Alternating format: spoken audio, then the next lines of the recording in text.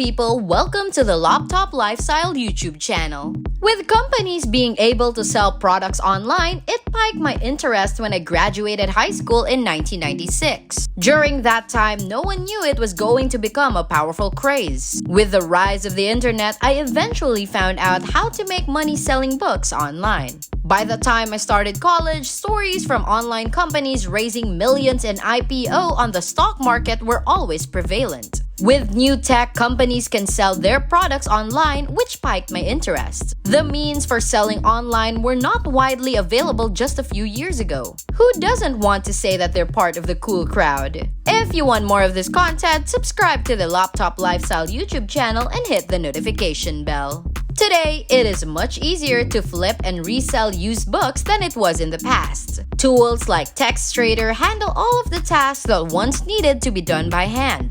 It was actually around the year 2000 or 2001 when I finally took the leap into selling used books online. The big player in those days was eBay. Now, with the rise of Amazon and a more decentralized market, it is not quite as a big a deal to buy and sell stuff online as it once was. However, I had never actually sold any items and was truly fascinated in this subject. In college, I was a cheapskate, so my investment wasn't high. Without investments on my end, it was easier to make money online with the least amount of effort. This is how I made my first sale online.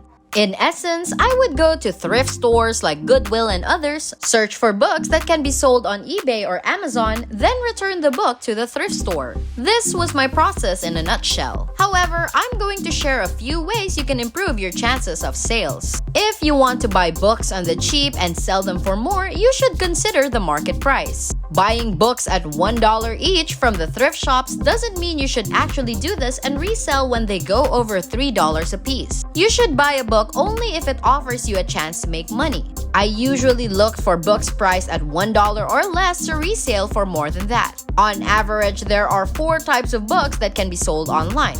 Copyrighted books you can sell for a decent amount of money fall within these 4 categories: novels, textbooks, self-help books, and children's literature.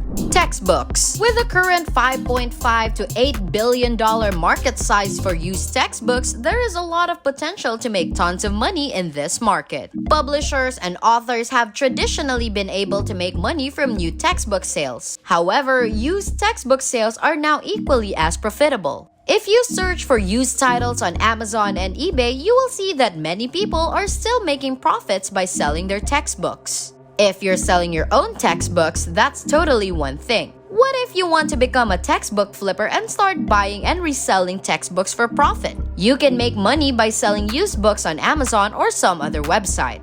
If you are located in a college town, you may be able to score some affordable textbooks. Ask friends and family about their possessions and their knowledge could surprise you. On the low price aspect, Amazon.com is an option to try if you want to find something that's not too expensive. Chances are high that it will not be what you are looking for, but it's worth a try. Textbooks have a larger variety of places where you can sell them on the internet. Amazon and eBay are 2 popular websites that allow individuals to list your books online.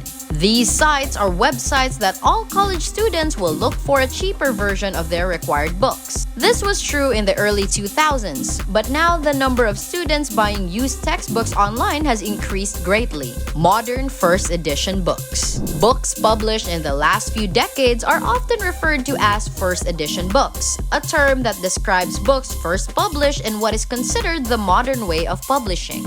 Initially, it is easy to find newly released bestsellers because they are not yet widely available. But the harder books to find are those that have been released several years ago. When I started out, I learned that modern first editions are really cool. So after doing some research, I found that they are all collectible. The most expensive first edition for a book older than 30 years is typically available for purchase at a higher cost. If you're not sure how to spot a first edition, there are some helpful tips here that can help. With my limited knowledge of what books to look out for, I probably missed a few good ones. However, I did find a few decent modern-day first editions. One book that I sold for about $50 was the first edition of The Firm by John Grisham. I also found a few other books that sold for about $20 or $30. However, the majority of the books that I found sold for around $5 to $7. Still, not too bad for a dollar purchase. If you can get a high enough amount of book sales, it can be lucrative. If you produce enough books, that can result in significant profits. I only spent about 4 months trying to sell books online and mail order them up until I started dating my future wife. Since I was in school, I didn't put a lot of effort into it. I recommend using eBay for selling rare and collectible books because people are aware of the platform's popularity for finding items, including modern first edition books. Amazon may be a bad place to sell your books. You can find other options by searching or talking to your local bookstore staff. If you see this as a long-term project with a large inventory of old books on hand, an online bookstore could be the way to go. abooks.com is an excellent source for this tip, but they charge a monthly fee in addition to the percentage taken from each book sold. With the right niche and a large inventory, selling your rarest books to book buyers can be lucrative. However, you need to have enough antique books and used first edition books on hand to justify those monthly fees. Out-of-print used books. You'll find that there aren't many opportunities to make money off old books, either thrifted or found at stores in general. However, it doesn't hurt to give a try. Out-of-print books are typically just a variety of used books one might find at retail shops and thrift stores, both adult and children's. Without enough profit from book sales, it can be hard to make a living writing that costs you $1 and generate $5. Other expenses like packaging and shipping makes the margin much smaller than other books. There are still lots of used book sellers on Amazon, however. It's not easy to make it work. You need persistence and luck.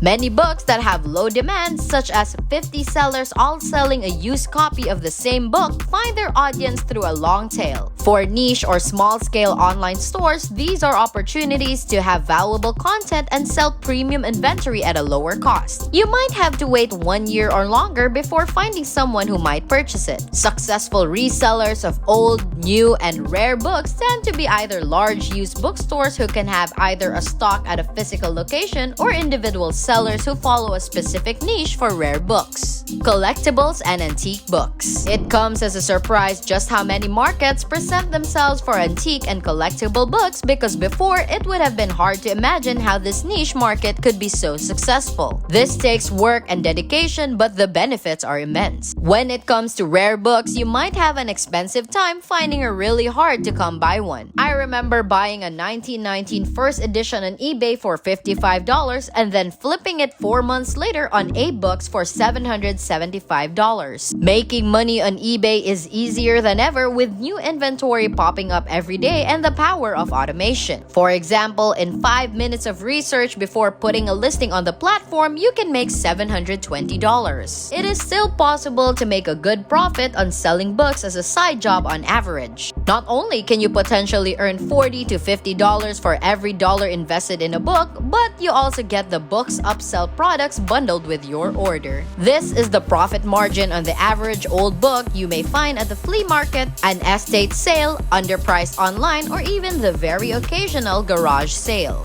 Specialized book selling versus general book flipping. There are arguments for and against both these methods of selling books online. You can buy secondhand books for cents on the cover price, resell them at a profit, or just donate them to your favorite charity. However, you should also keep collectible old books or antique first editions before selling them online. They often sell for much more. In other words, these two methods of selling old books online will both net you some serious cash if you know how to do it right. So, is one better than the other? It's all a matter of how you apply the method in your particular situation. It is possible to make a full-time income from flipping books. To start, people can create their own desired schedule that suits them the best. For example, they can flip them as a side hustle or work as a full-time job. The key is to get into the game of selling books online and see what you enjoy most about it, what you can consistently find in the area, and use that to keep moving forward. People who enjoy learning about various topics in depth before jumping in often can find the idea of scouting, identifying, and buying used books overwhelming. There is a lot of information involved to become a book hound, which involves getting down and dirty with old or collectible first editions. So, if you believe in the lucrative market of used books and are hesitant about learning to flip them, don't worry. In this day and age of virtual buying, people have become pretty good at ripping out pages of books and reselling them for a profit. But there is one big basic rule that you should keep in mind when creating your first blog, and that's to have a clear and functioning plan before starting. Follow these tips and think of it as an adventure. You'll likely find out that you've got the bug too. Even if you don't end up making money from your blog, you'll still have a lot of fun. Be honest about condition. You should never misrepresent the condition of an item. Honesty is just a good policy in general, but this also applies to ambiguous situations as well. What if a book is too mediocre to be good but too good to write in your personal opinion? When determining which condition a book belongs in, the main tip I use to rely on is the condition of its cover. However, sometimes books that are in a dull, not too good condition, and that's when the case I always label them as the worst. Your reputation matters if you get involved with rare books and antiques. As a collector, you might like getting a book at the lowest cost possible. Worst case scenario, they know that they are spending on a book that is at least in the best range of the lower quality. It's a win-win situation. More great deals await my online store in future old book finds. When you spot a book that's been neglected, don't assume it's no good. Sometimes old books are overlooked and are actually valuable. You can sell low-value collections online even if there aren't any valuable first editions or college textbooks. The amount of profit won't be high, but it will still be profit. Get creative if you find yourself with too many books that are hard to move. Share what you have with someone in need who might not have the same access to quality content. Donate to local schools or libraries. Pitch your business to local news and blogs, garnering some good publicity in the progress. Buying and selling used books is a win-win situation for both the individual buying and selling, as well as for those in the middle who profit from either scenario. Nothing beats hard-earned knowledge. To some, these books might not appear valuable to the untrained eye, but for those who are knowledgeable about old books, they can be worth tracking down. Older books like medical texts or school lesson books from certain time periods could also be useful to collect. Writers later published under different names can also be worth finding old copies for their own works. Instead of trying to find the algorithm, being aware of these price changes gives you an edge in knowing valuable books. If you want to sell used books for a higher price, get some books on how to identify valuable first editions. I felt a ping in my head as if I knew the title from somewhere, bought the book because I thought it was so valuable, and then found out it was one of the many books on the valuable first editions that I own. With trust in my gut and knowing that information I was receiving came from research, I have made some great profits. If you are buying something or selling on Amazon or eBay, then you know how shipping fees often exceed the actual postal costs. Not only is a buyer preparing for envelopes and postage stamps, they'll also incur if they take a little time/money from the seller. Remember to watch out for the acceptable shipping and handling charge. If you're charging $5 on a package but it costs you $3 to send, that's $2 on a package you're leaving on the table. Remember to consider these numbers when selling books in bulk. That's it for this video, Laptop Lifestyler. Remember to subscribe to our channel, and if you feel like we've delivered value, please share this video with one person. That's right, just one person, as a token of your appreciation for the hard work we put into making content that educates and helps you in your mission of building your own fortune. Remember, you can watch video after video, but it isn't until you actually take action that you'll start to see results. See you soon!